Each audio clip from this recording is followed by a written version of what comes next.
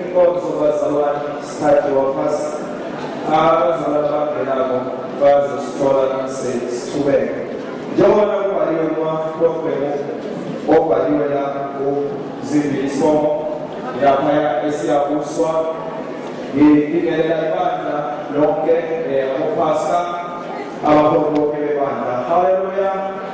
Siyaqhubeka-ke bazalwane ngoba sihamba nesikhathi. Ngizoqalela lapha iculo engilithandayo Shaldai.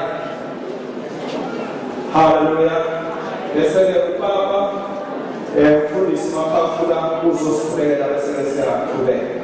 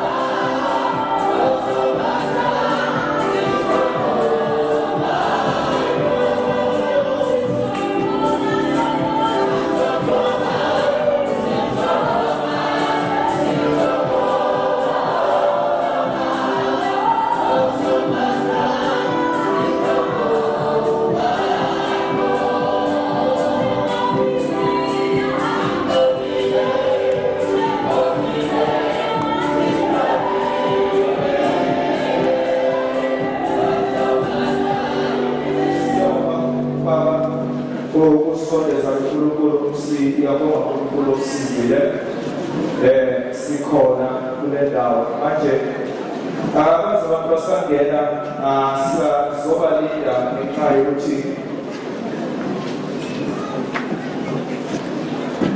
ngicela ozongisiza la sihelebhane ngoba sazi inimele one song ukuze sikwazi ukuzwana. Leli kusenjalo iyaqhubeka-ke bazalwane ngenxa yesikhathi esinqunyiwe ngizocela uPastor asaliseka uqhubeka nesihloko sanamhlanje uPastor emveni kwaMasilela azosinika lesihloko esibhalwe lapha ukuthi ukusoka and then-ke ozosizana naye bawe naye ekhuphuke eze ngaphambili bese izinto zikwazi ukuhamba mfane siyabonga mhlawumbe.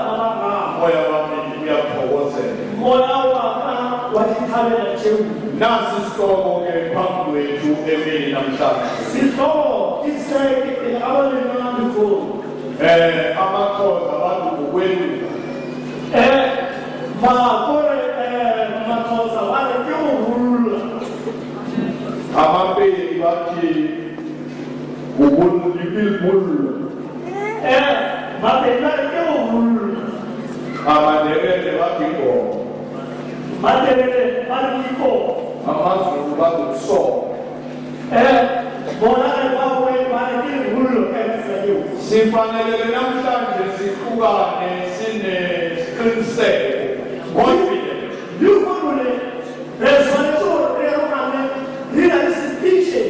Ukuthi uNkulunkulu uthile ezwini lakhe ngale nkonzo.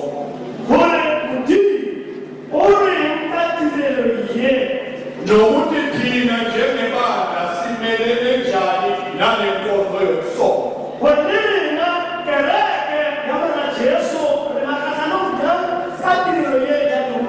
sifanele yini ukuyenza noma cha. And now, resonating with Biblia or outward.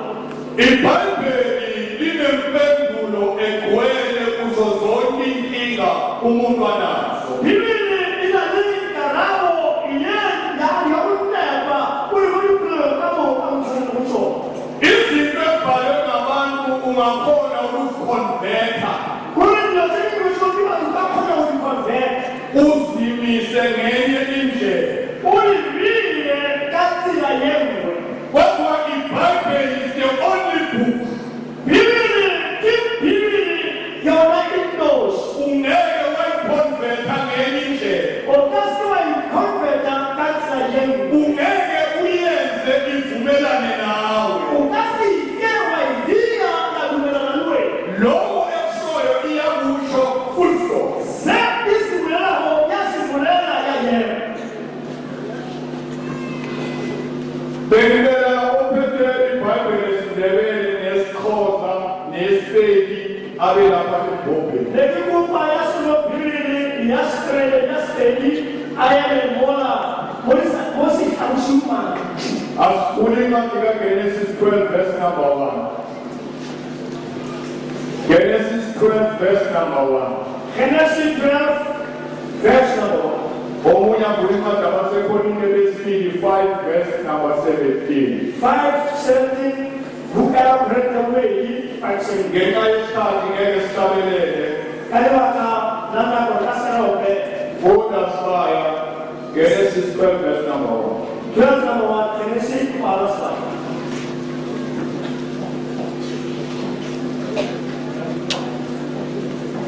Abele wafundayo nababebalulekile. Genesis chapter 12, verse 21. Ngine 12 verse 1. Genesis 12 verse 1.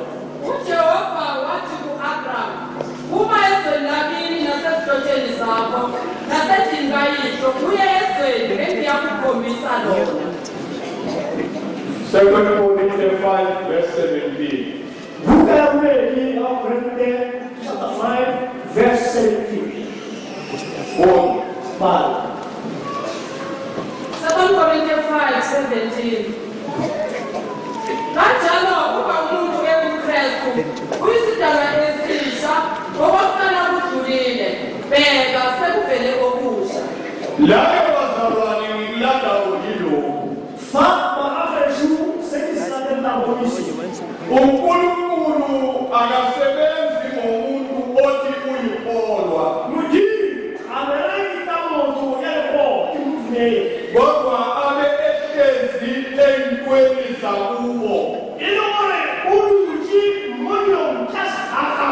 Uhlezi emiphumeni yaboyise bakhe. Uluji mkwenya watatawe. Before uNkulunkulu azosebenza ngo-Abraham, Ili mujibu amashuma ya Abraham. wamtshela ukuthi akaphume ezweni lakubo, Wila kuja wa aje fasala. aphume ezihlobeni, Aje mwakwalilo.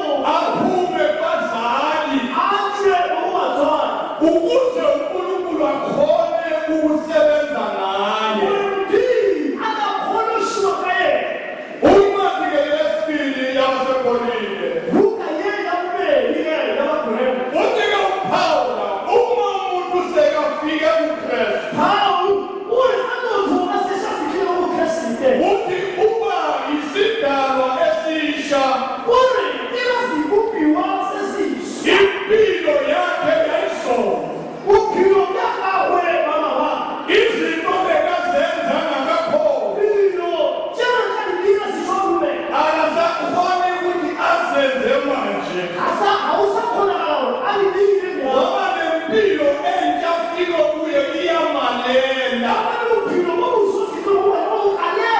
Ngithi-ke kini namhlanje amaKristu, kunenkulumo esiyikhulumako thina bantu.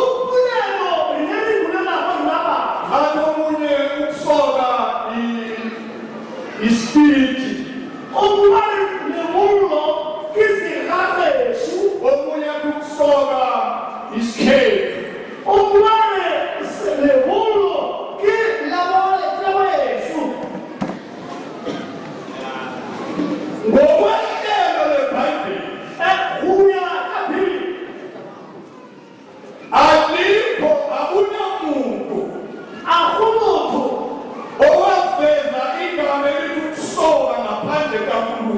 Oile atshwelletša lentšu la gore lehulo ka ntle ga Modimo.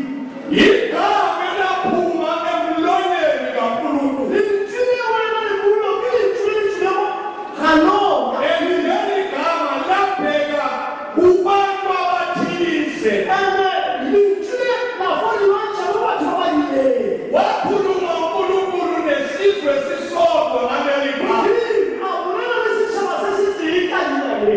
Thina bane ngaleso sikhathi sivalelwe ngale ukukholwa. Rena ba bangwe ka nako nngwe re tswaletse ka kwa a dumela. Uma uNkulunkulu ekhuluma nalabo thina asibalwa. Ka Modimo a bolela le bangwe rena ga e bangwe. Ene futhi uNkulunkulu akanandaba nathi. Ande gape Modimo a na taba le gore Futhi asina access yokukhuluma naye. gore a na access ya go bolela le yena. Wathi uNkulunkulu wakhuluma no-Israyeli kuphela. Modimo a bolela le Israel nosi. Wamtshela ngale nkonzo yokusoka. A mmotsa ka tiro ya lehulo. Waphumela uNkulunkulu. Modimo a tshepile Waveza i-procedure. gore a tsweletsa mohlaba. Indlela okufanele ukusoka kwenziwe ngayo naba-Israyeli.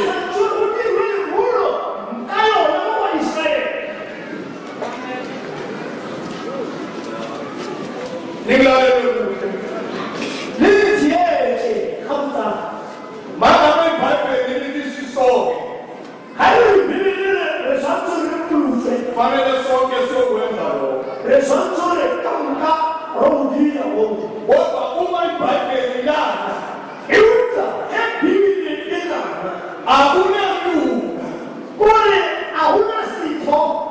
akunamemba yebandla efanele ibe against leli bhuku. Genesis 17:11. 17:11. Kodwa Bye. lapho eBhayibheli lalela khona Bye, my boys, my boy.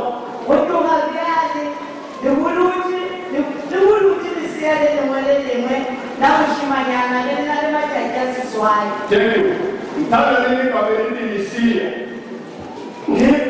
Que rata de tile o le lichie. Unamaxhosa. Kodwa kuba ngumqondiso umkhombiso phakathi kwabo nani. Unyaka omihla isibhozo makaluse kuni yonke into indoda kwisizukulwane zenu ezelwe yini. Yabo, unamexhosa. Makanesiyalela. Bala skelo na sifu. Nyakusoka inyama yejwabu lenu kube luphawu lwesivumelwano phakathi kwamnani. Ayekho lekusindele. Ngifuna ukufunda nabalimi abantu ababangele village mo. Kena ko mala ni una la toba tanchiwo imo ya mungu. Amandebele abanjiwe kulelo yokufo. Matebele aswe kota ina le. Amapeni abanjiwe kulokufo. Ni mabe ya anti mo kulo na le. Amakhosi abanjiwe kulokufo. Ni matoza anti mo kulo na le. Abanye bayangena kodwa abona abantu abangene full force. Ama ule mama tenalo na ifela siba kwa tenalo. Ngifuna ukuthi ifundo isindebele lesi nesixhosa nesipedi kuphela. Nitaka kuona sitebele sele stoza isipeli fe. Ngizakusoka ijwabu lakhe lokhu nikube lithwayo lesivumelwano phakathi kwami nani. Full return.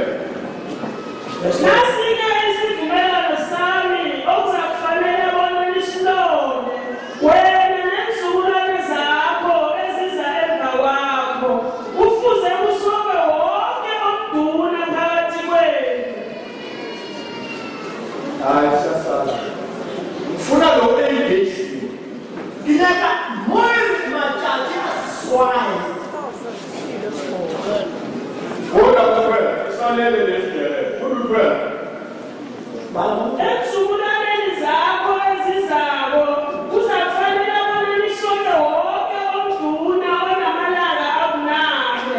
Amala amnane. Machache asiswaye.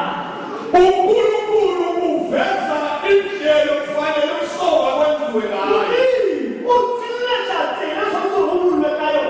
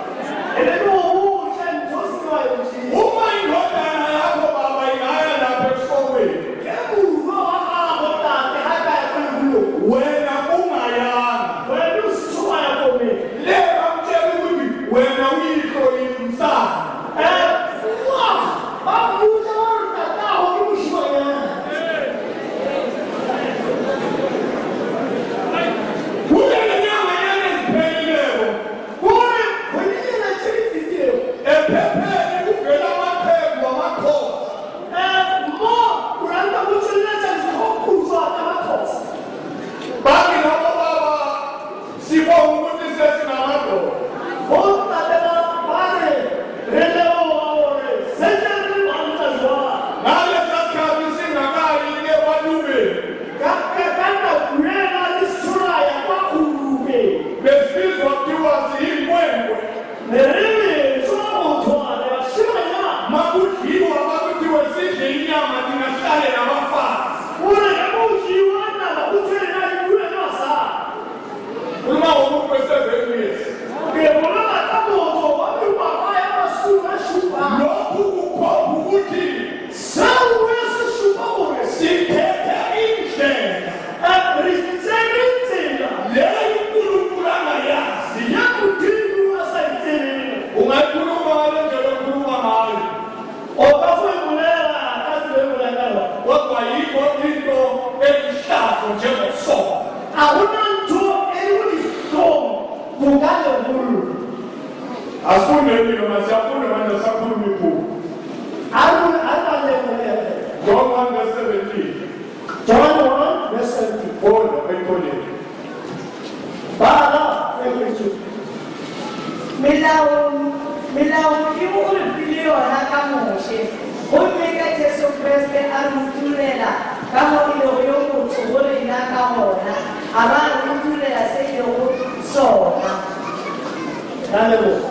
Umthetho weza ngoMosi, kodwana umusa neqiniso weza ngoJesu Kristu. Indaba le engikhuluma ngayo yokusoka. Taba yethu yona yalekulo. Indaba yakhona bekunguMosi. Kuhlasi wamthi nelimushe. Umthetho owunikezwe uMosi njengelida ka-Israyeli. Indawo nofulemusha ukabuhlasi wa-Israyeli. Wayefanele enze sure ukuthi idoctrine ka-Israyeli yenziwa. Nasaswateka khona idoctrine ka-Israyeli yakilili. Lithi-ke iBhayibheli umthetho wenza ngayo uMosi lo. Ilula uhleka yena mshilo. Ene kulo mthetho thina besizwe asikho. Emerena walitshaba bona ulo aliyo. Lithi-ke iBhayibheli umusa wavela ngoJesu. Ilakakhawulelo yatshelela kaJesu. Emseni kunabesizwe bathola khona i-opportunity Kone mawukawu kifawa walitshaba baphethe walakhawule. yokuthi bangamazi uNkulunkulu bakhulume naye. Kone bakatsi wamudingu akushe abulelele.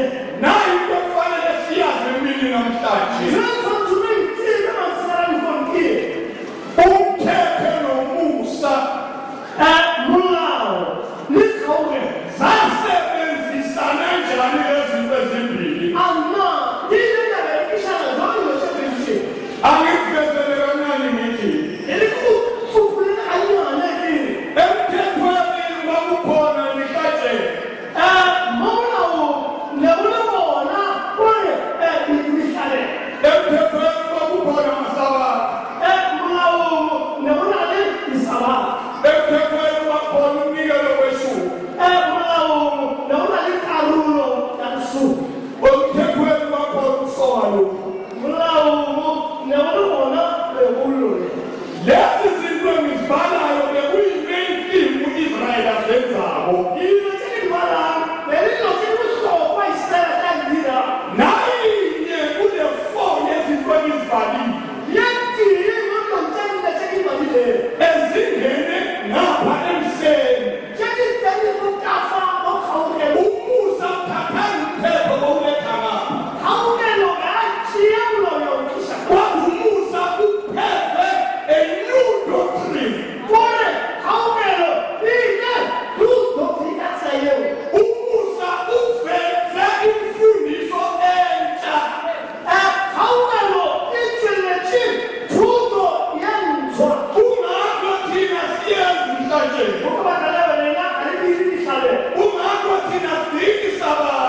Ukubakala wena alithokisa tsasa. Kungakho thina sikhipha kweshumi. Ukubakala alithokisa uchakalelo. Kungakho thina sisoki. Ukubakala wena alibulusi. inzalo yomusa. kule imbewu yakhawulela. Izenzo 15. Izilo 15. Okwazi nje ukufunda masinyana noma ngaliphilini ngesizulu mhlawumbe aqale ukuwana futhi. Yakhawulela luthoma khona ku-15 verse 1. Abanye ngobeke emabhayibhelini wethu.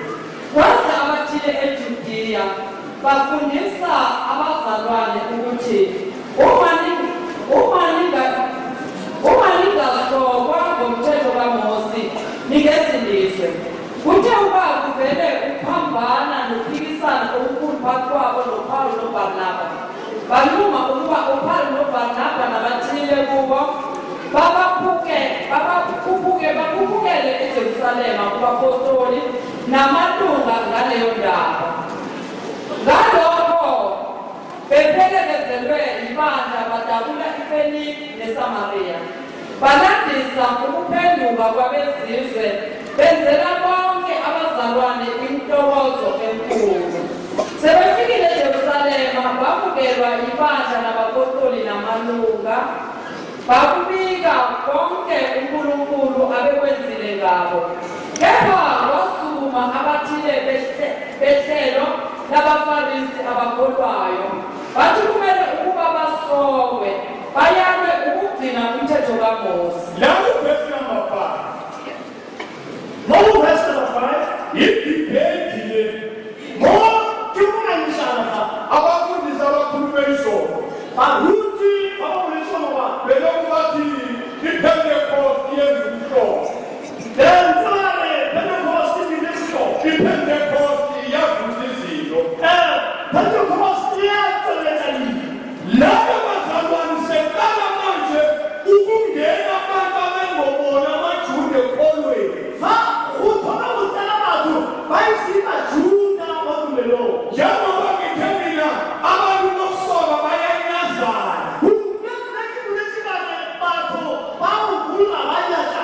Laba baJuda laba Bajuda bana ukuthi abezizwe bangene. ba ganetsa gore ba ditšhaba ba tsene. Bathi uma befuna ukungena bezizwe kithi Ba re ke ditšhaba le ba tsena mo gore ba bafanele basoke ngokomthetho kaMose. kuluswa ka molao wa moshe. Yaqala idebate. Gore ba thoma dinganisa. uNkulunkulu ufezile umsebenzi. Modimo o phethile mmereko. Abezizwe bagcwele umoya kakhulu.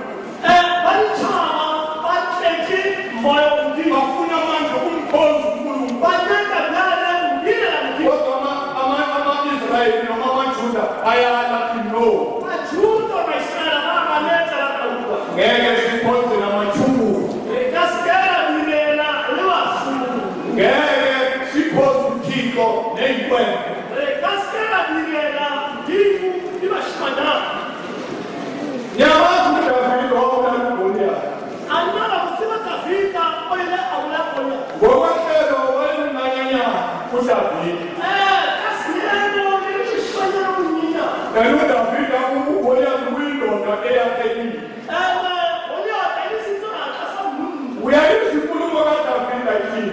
Anna wa kwa polelo ya Davida o ile. Uthi lo umuntu ongasokanga lo Davida o le motho a sa butlwang mo. umuntu odelela isizwe sikaNkulunkulu Motho ya nyatsago setšhaba sa Modimo. apheleli lapho. A go fela fa. Uma ubona umntazana le emajudeni ungesinye isizwe wena Ge o bona lekgale kwa Majudeng ko setšhaba se seo wena. bayala bathi asikaniselani namathumbu. Nyaselane batho ba go se bololo wena. Right. Who verse 5? Okay, go verse 5. AmaJuda afostelela ukuthi abezizwe basoke. Bajuda ba gapeletša gore ba ditšhaba ba bollo. Fanele sithole impendulo ukuthi kwenzakalani kuleyo debate. Re tshwanetse go fetsa karabo gore o ile ba direga jang mo dingangišanong tše ngwe. Ngobe umfundi uqale kusisi. Basebebuthana abapostoli namalunga ukuze bayihlole leyo ndaba. Sebephikisene kakhulu. wasukuma uPetro wathi kubo, madoda, bazalwane, yazi ukuthi sekukade uNkulunkulu wakhetha phakathi kwenu ukuba abezizwe benze izwi levangeli ngomlomo wami, bakholwe. uNkulunkulu wazi inhliziyo wabafakazela ebapha umoya ongcwele njengathi, futhi akanihlukanisanga ngalutho phakathi kwethu nabo, ehlambulula izinhliziyo zabo ngokukholwa. Manje-ke ninikelane uNkulunkulu ngokubeka ijoka entanyeni yabafundi, obaba nathi esasingenamandla okulithwala nabo. Ayisaba nafa. Uma ndiphethe ikhubeko, Hey mshalo iswe chapiti. uPetro, Petro story. bazalwane, Banale uNkulunkulu ufeza manje okulotshile. Mujingu yale uphetha kacha sisingwenzile. Abezizwe nabo manje sebayalungisiswa, Bayishaba libona yale babukishisa. banikwa ilungelo lokungena embusweni. Bafiwa ukelo yamufela. Uyaqhubeka nomzalwane uthi, Mana muturi nayo. manje ningabanikelani ijogo elinzima, Wale leba fela ujogo ewi. into eyahlula obaba bethu, Entwenya pala tata boda na morena. nathi futhi yahlula lento yokusoka. Nini na ngabe mthengulo yale pala. Pho nikelana bezizwe lento elikhuni kangaka. Kale leba fela uwatisha banteka kakase. Ubele Kepha siyakholwa ukuthi sisindiswa ngomusa weNkosi uJesu kandelane nabo. uthi thina esikholwa yikho Wale linasendula umuso. ukuthi abantu bezizwe babezwa izwi Wale batuwaisha bakai hali mchu. bayasindiswa njengathi, Bapulusa bugari. hayi ngendlela kaMosi yomthetho, Izinkathina yabushe kabula. kodwa ngendlela yezwi. Ebuya kathina yali mchu. Ubele Isithuku sonke sathula. Babelalela uBarnaba noPawulu, belanda ngezibonakaliso nangezimangaliso zonke uNkulunkulu abezenzile ngabo phakathi kwabezizwe. Kepha sebethulile, uJakobo wathatha wathi, madoda, bazalwane, laleleni. uSimeon uselandile ngokuhlela kukaNkulunkulu ekuqaleni ukuba athathele igama lakhe isizwe kubo abezizwe. Namazwi abaprofeti ayavumelana nalokho, njengalokho kulotshiwe ukuthi, siyabonga Balebo. layo bazalwane, Moba na besu. kuthathwa i-decision, Mobuchiwa decision. ithathwa i-leadership yaseJerusalem Siphetose sichiwa kwashathi baJerusalem. ukuthi manje siyavumelana Aya radumela. ukuthi abezizwe uma bekhona Hot balisha kharume. uNkulunkulu uvumile ukuthi igama lakhe alifake kuwo Udini uduma shone dibana kawe. Ayithenga kuwo. ngaphandle kokusoka. Kanke hallelujah.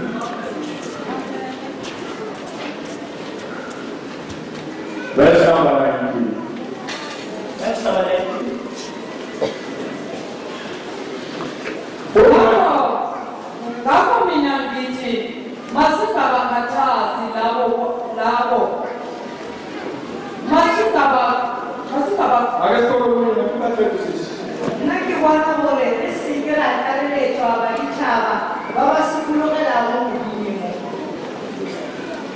Ngakho-ke mina ngithi masingabakhathazi labo abezizwe abaphendukela kuNkulunkulu. Verse 20. Kodwa masibalobele ukuba bayeke amanyala ezithombe, nawobufebe, nawobuphumbeleneyo, nawegazi. Lithi ilizwi lenkosi. Uphawule mani bazalwane asayeke nabantu bangene. Kodwa phela bangene ngobungcwele.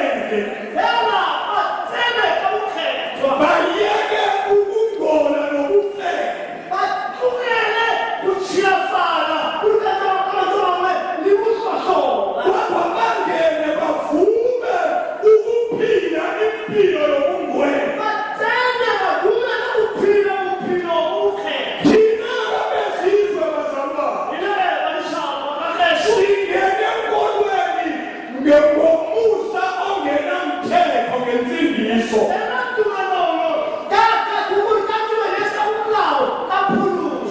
Uma mulher sindiswa. Afoma yena. Ngoba akutholile umusa. Wakutholile umusa. Afanele. Hebrews 17, 18 and 19. Hebrews 17, Oh, 18, 19. Hebrews. hey, nakapapatatan sa nakapapula.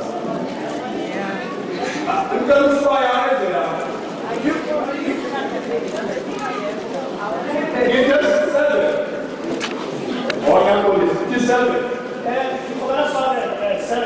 Ang Jesus ay umyaw. Ang siya yan. Funda nga ng Bible sa funda nga yung Hebrews 7. Ama besama ni 18 or 19. Mga bebe ko na magupira rin ako. Kaona mulawola wakhale uphumuthi kawubani ube ufokola bewusinabukula mulawola mushe ube usafona ukuphathasilo emkyabela ulipilise sikawoni sesikulufejo osawore batameta umfini Yebo, uhlelo oludala lobupristi olusobele phezu kwabendlu eyodwa lochithwa ngoba aluzange lusebenze. Uhlelo lompristi elaliqondene nendlu eyodwa laphuruza ngoba zange benombereko. Ihlelo lompristi eyalibhekene ngcono Israyeli yaqithwa ngenxa yobuthakathaka bayo. Mawuze kusokeni uhlezi amakubhini ngesindebele uhlezi emini ebhuruziweko into ephelelwe amandla. Funda sana. Aluzange lubalungisisise ngempela phambi kukaNkulunkulu. Yebo manje sesinethemba elingcono kakhulu ngoba uKristu angasiletha uNkulunkulu sigcinekile. Ihlelo lomthetho lahluleka. Kodwa manje sinethemba elingcono. UKristu angasiletha kuNkulunkulu siphelele.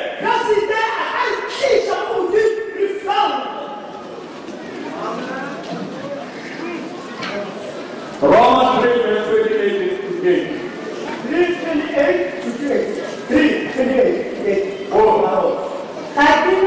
Hakina mipilayelo umuntu alokufati katumele isuka kuphetha tilelo akupimulawo yamushe khani kulimu wabajuta phela na abalitshaba bona asimulimu wabona ndibona kiwabona mulimu ki uthi uluta lokuphatha abajuta katumelo yabona balitshaba libona utaba lokuphatha kayabona tumelo.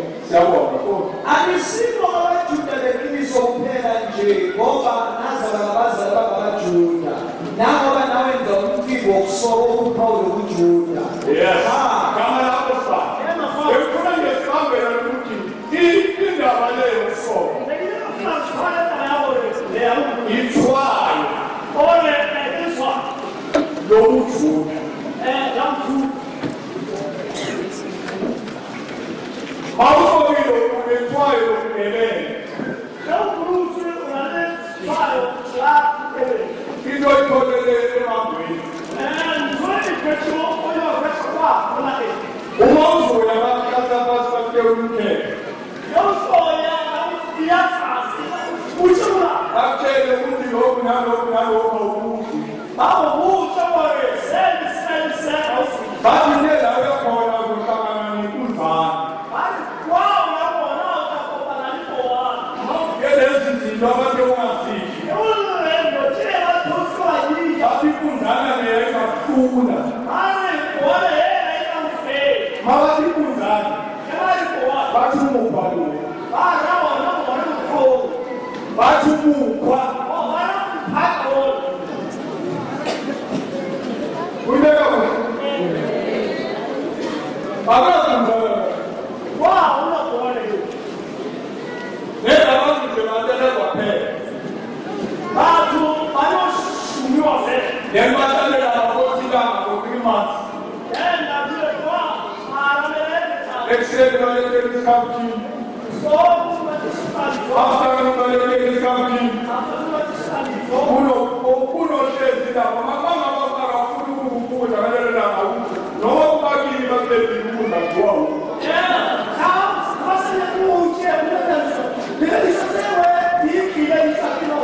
Ababuyele babuya baChina so. Angibaya nabaya. Mangabe isiko elihle. Ngiyambuza namhlanje. Isiko linjani ukubala abantwana?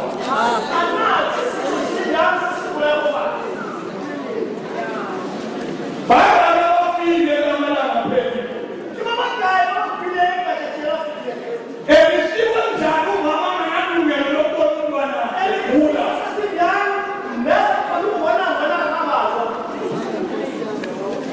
Uzalwa umntwana unikela abanye emangweni bezinto abayithanda. Makafike uzobona ngesayi mhlazana babuye ukubona kufile.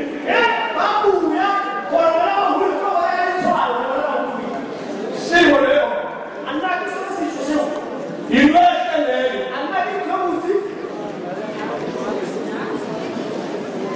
Uthina baba. Sathe kufunda lapho ngizakana. Most religions prescribe specific duties that must be performed to make a person acceptable to God. Christianity is unique in teaching that the good deeds we do will not make us right with God. No amount of human achievement or progress in personal development will close the gap between God's moral perfection and our imperfect daily performance. Good deeds are important, but they will not earn us eternal life. We are saved only by trusting in what God has done for us. Why does God save us by faith alone? Faith eliminates the pride of human effort, because faith is not a deed that we do. Faith exalts what God has done, not what people do. Faith admits that we can't keep the law or measure up to God's standards. We need help. Faith is based on our relationship with God, not our performance for God. Thina simbethe inkolo. Sisoke ukusoka kamoya. Asinabudlelwane nabantu abasoka ngokuloko kwenyama noma bezalana nathi. Asiyi emicimbini enjalo. Siyinzalo kamoya. Siphila ngomoya. Asenza umthetho. Inkolo isihlanganisa noNkulunkulu. Hayi phela. Ayisibo abaJuda bekizophela njengoba nazalwa ngabazali bangamaJuda. Nawe nawenza umcimbi wokusoka okuphawu lokuJuda. UmJuda woqobo inoma ngubani onhliziyo yakhe ilungile kuNkulunkulu. Thank you. UJuda woqobo proper. Yiloyo osokela phakathi.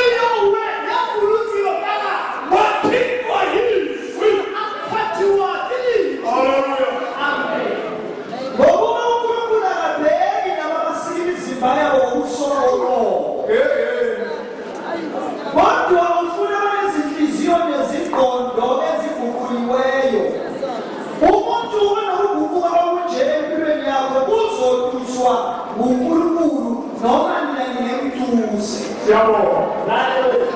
Sibonga ukuthi izulu lamukela amathubu. Izulu livuma ukuthi inkwenkwe zingankwenkwangene ngoba belungisisiwe. Stella want to appreciate us like that.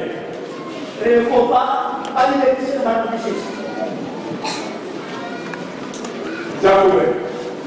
Isikhathi sesasile. Asente sekuma Roma 2 verse 27 Proverbs 2, verse 27 to 29. Spoiler, hallelujah, verse 5. Study this part. Eqinisweni ngisacela ukuqala verse 26. Uma abahedeni beyilalela imithetho kaNkulunkulu, uNkulunkulu akanakubanika wonke amalungelo nodumo ayezimisele ukunika amaJuda na. 27.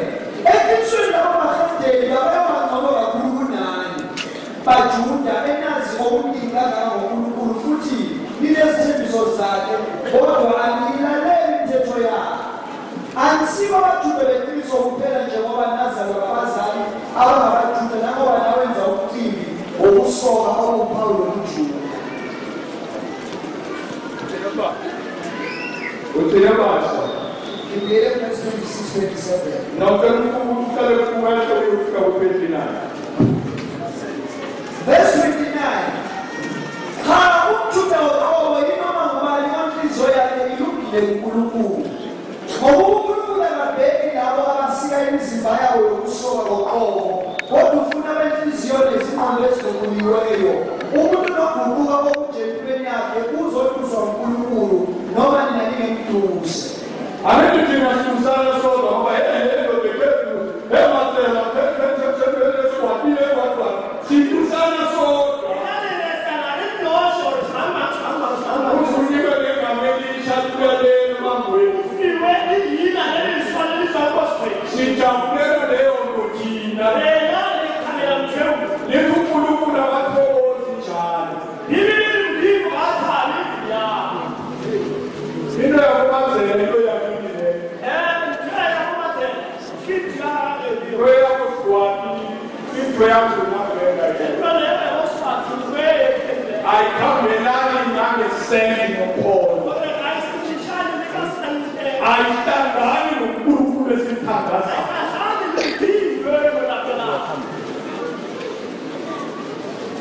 Ngicela sijabe ngesikhathi. Let's go into chapter 7.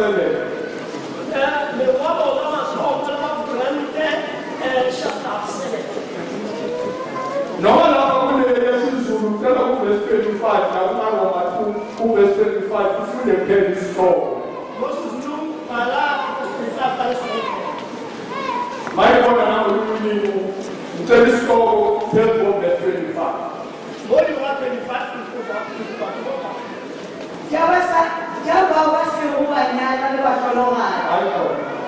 Roma 2 ku-verse 25 isihloko. Ukusoka kufanele kube ngokusoka kwenhliziyo.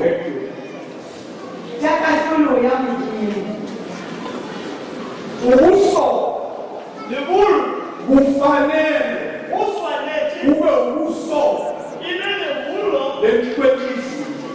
kwenhliziyo. Abanye bathi emsebenzini ngeke baqashe ngoba angayi eGoli.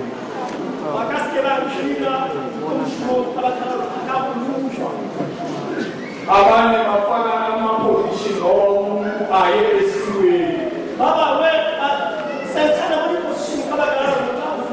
Ngithi mina yini into engcono i-position emsebenzini nokungena ezulwini. Ngamanye ihlale nombereni wakho. Ngamanye ngibulawe yindlala. Kodwa ngazi ukuthi nginesithembiso songena. Kunokuthi ngidabule umzimba wami ngoba nginengumsebenzi.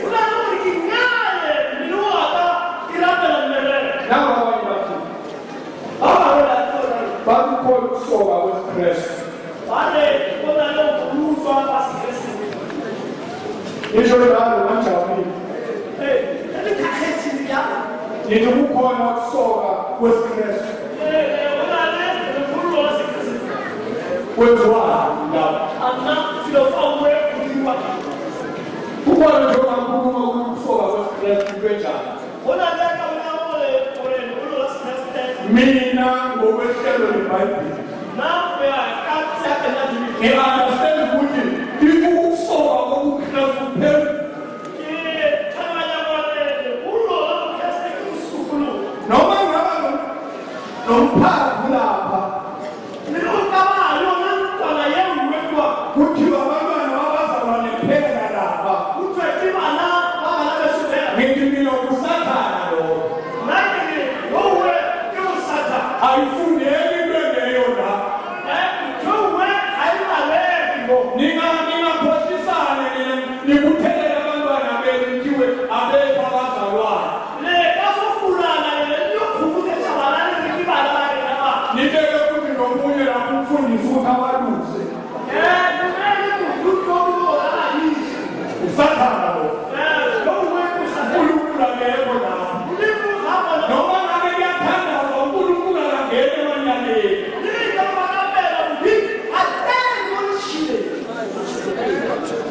First Corinthians chapter 7.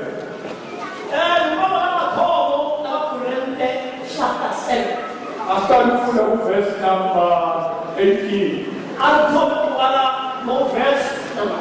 Isikhathi sihambile sibaya. Akekufanekise indoda eseke yangena esikweni labaJuda lokusoka phambi kokuba ibe nguKristu ayifanele ikhathazeke ngalokho.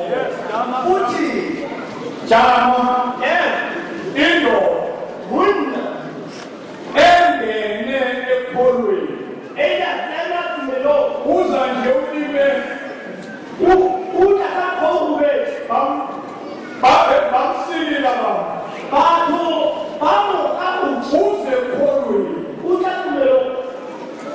Kodwa levesi akekufanekise indoda eseke yangena esikweni labaJuda lokusoka phambi kokuba ibe nguKristu ayifanele ikhathazeke ngalokho.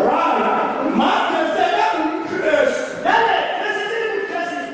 usoke ngoba bekangazi ukuthi kurongo. Nafika ivangeli lakubanga nomgosele eseni lithi iBhayibheli lakho walishiyeki ngokuthi yeses ngaze ngonakala ngeke ngisamkeleka ngapha. Lithi iBhayibheli langakhathazeki ngalokho. Bazalwane bamabheni, bazalwane bamaNdebele, bazalwane bamaXhosa, ninemphendulo esekubuya esigangeni. Ningakhathazeki. Uma umuntu afika kuKristu uba isidalwa esisha. Okokuqala kuyadlula.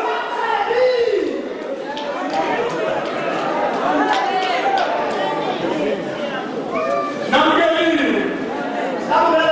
Mara mfuna ukutshela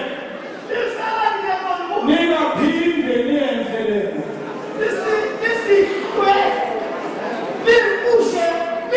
Abantwana benu bangaphinde bawenze lamanyala ebuya kiwo.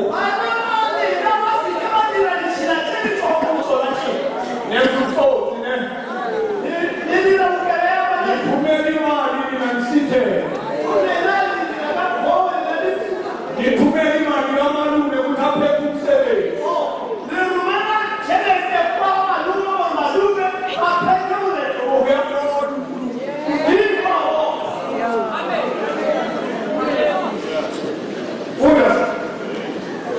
akekufanekise indoda eseke yangena esikweni labaJuda ngokuba akwenzi mahluko empeleni noma uKristu usokile yini nongasokanga. Kodwa indaba enkulu-ke yokuthi kuyakujabulisa yini uNkulunkulu agcine imiyalo yakhe athoke into enkulu. Verse 19, Lord. Verse 19. Galatia 5, verse 1 to 4. Galatia 5, verse 1. Galatia chapter 5. Kristi uNkulunkulu.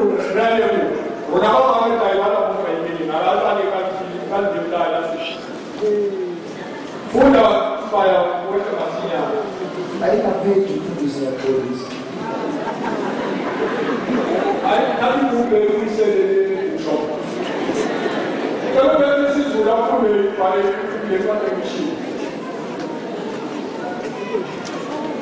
Galatia 5, verse 1 to 4. Galatia 5, verse 1. Isilezo sokuphatha kahle inkululeko engoKristu. 5 verses 1 to 4. uKristu wasikhulula ukuba sibe nenkululeko, ngakho ke yimani likile lingabe lisaboshelwa ejokeni lokugcina. Bekade mina Pawulo ngithi yini? Uma nisoka uKristu wayekunisiza kalula. Yes. Woman saw. Vele kulutshwa.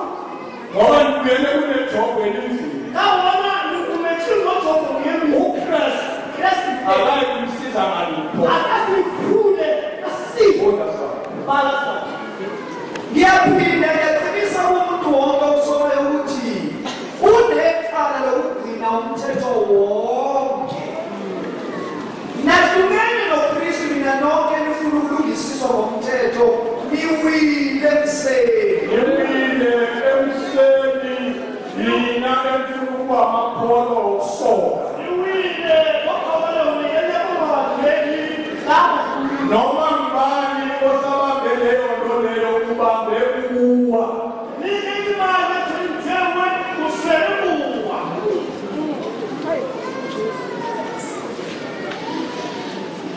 Uqhubeka Verse 4. right. Kwele kubakani khona lapho. Akho ufunda chapter 5. Funda chapter 2 verse 21. Chapter 2 verse 21. Khona lapha Galatia. akwenzikize umusa kaNkulunkulu ngokuba ukulunga kuya ngomthetho, khona uKristu wafela ize. Ukulunga kaNkulunkulu Luko yakudini. aniwenzi uyize umsawa. Kadini vema. Mangabe umthetho wawulungisa. Hayuleko lawo nolungisha. Khona-ke uKristu Olane Kristu. wafela ize. Uphethile vele. Ukufa kukaJesu Upa Kristu. kwakuzoreplace ubuthakathaka bomthetho. Yakuzo replace ubufokoli mana. Sasingekho isidingo sokuthi uJesu afe mangabe umthetho wawulungisa. Akusiyo omunye walabo abaphatha ukufa kaKristu ngokungathi kuyize, ngokuba uma besingasindiswa ngokugcina imithetho yokuJuda, khona-ke besingekho isidingo sokuba uKristu afe. Thank you. Galatia 6:12 to 15. 6:12. Yes. Ngithe 6 ngiqala ukubetha. Labo bafundisi bena bazama ukuphoqela ukuba nisowe, lokhu bakwenzela isizathu esisodwa nje, ukuze baphakanyiswe bakugwemele ukuhlushwa ababezokuthola uma bevumile ukuthi yisiphambano sikaKristu sodwa esisindisayo. Awuphindele nje. Ufunde stara ngesindebele njengokulondondako.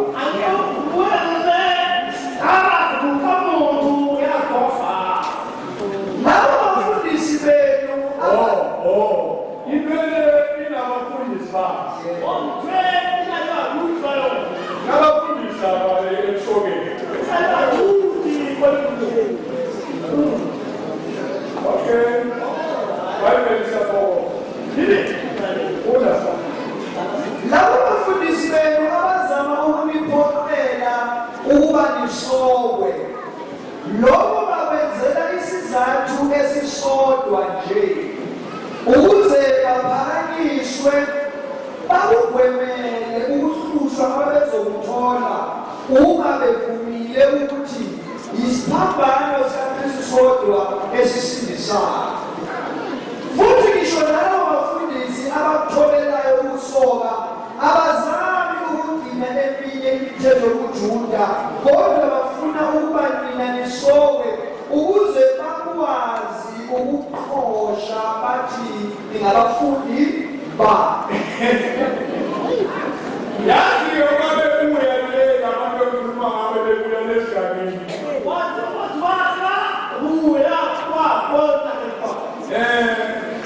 Security yabo yahamba phambili. Security yabona etapini. Abantu bangena ngapha, sangena ngakwethu, baphuma ngapha, sangena ngakwethu, bangena ngapha, baphuma, basho bashaya amalapha. Baphoziswa yilokho. Ngani? Bathola udumo ngenxa abayenzekile. Bavala nje ukuthi ungafeli ukuthi uKristu wenzile umsebenzi omkhulu. Verse 1 wefunda sona. Verse 12 and verse 18. Phela 14 or 15. Kepha maningazigabisi ngalutho ngaphandle kwesiphambano seNkosi yethu uJesu Kristu. Ngokuba kungenxa leso siphambano ukuba uthando lwami ezintweni zonke ezinhle zomhlaba sekuyisikhathi eside lwabulawa, nothando lwezwe nalo kimina sekukade lwafa. Akwenzi mahluko manje ukuthi sisokiwe yini noma cha. Okusuqoka ukuthi empeleni sikukuliwe yini ukuba sibe ngabantu abasha abahlukileyo. Yes. Now you know. Here we go back to you. Thina i-focus yethu. Lena focus yale. Isethele umuntu akaphila umuntu wena. Imore umuntu aphile umthetho. Sibilaka kiye wonke umzalwane. Isakulaleni ngokumele Akuna member yale mibandla kaJesu. akuna member yakereke yeye. Ozotholakala kule micimbi yakithi yesithethe. Ozokwethekala ukuthi lele yeye yasabe. Noma ngabe yenziwa abazali bakho ekwele. Mina ngicela ngingathanda ukuthi Awunikeli nange-10 rand. bona awuyeki kathena. Awuphelisi. Bona awulethe Awungengisi kulowo msebenzi. awukuzi ngokuleke ngo. Ithi amanyala phindile. Ngoba lena ichiya chimwele chini. Right. Nasidodana yami yambili. Mubawa ashuzi ni. Kene mina nabami nginelayini engikhoyileyo. Ene mona akamubulelila nengidule. Ngibatshelile abantwana bami ukuthi le nto la ekhaya yenziwa. Ingawisi bana bakwenjenga bakayipa fayili. Ubaba omncane wakho le Rakuma nowona. uthi ubabakho ufuna ukukwenza ishukuru ngoba yena wenza le. Bona tatala unamugira ishu. Kabakuthela uyini. Uthathe umfana wami umusa le. Ujiya mwana awugirisha kuwa. Iphele le nto ngoba iyaphela. And towenzela kiyela. Awuyenzela ekhaya. Abuya tomaka. Ngimamukele ngihlale naye. Mabakala kibele. Hey. Ngoba ngayedwa. Ngimtshelile ukuthi kumele angifuni. Ngikule lethi mthanyana. Ayenza uyazohlala nami. Uthi ayibili afike ngiyabuya komnali. Inyanga ingehla thathwe ntuku. Oh, ngicela ngikafuna. Lithi ngikhu. Ngibeke ilayini nomkhulosi. Bona ngimele la ngimphasi. Nginama-values waleli khaya lami. Bona ngiveli lapha. Nginezinto engingafuni zenziwe la. Mina nipilo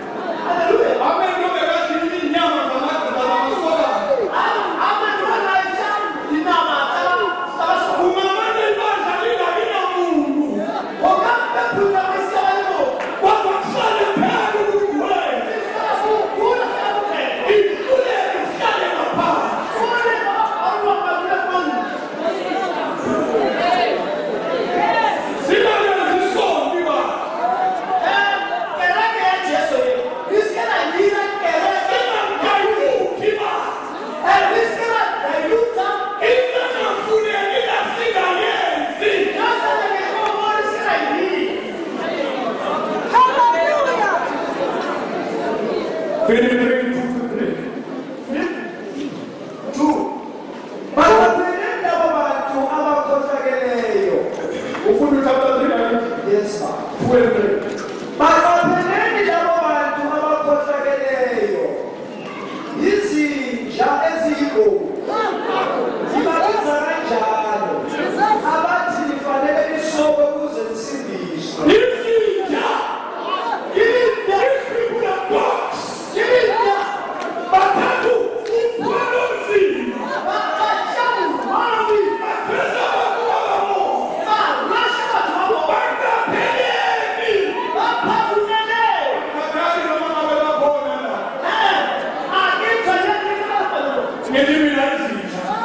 Izinja. They are not supposed to hear.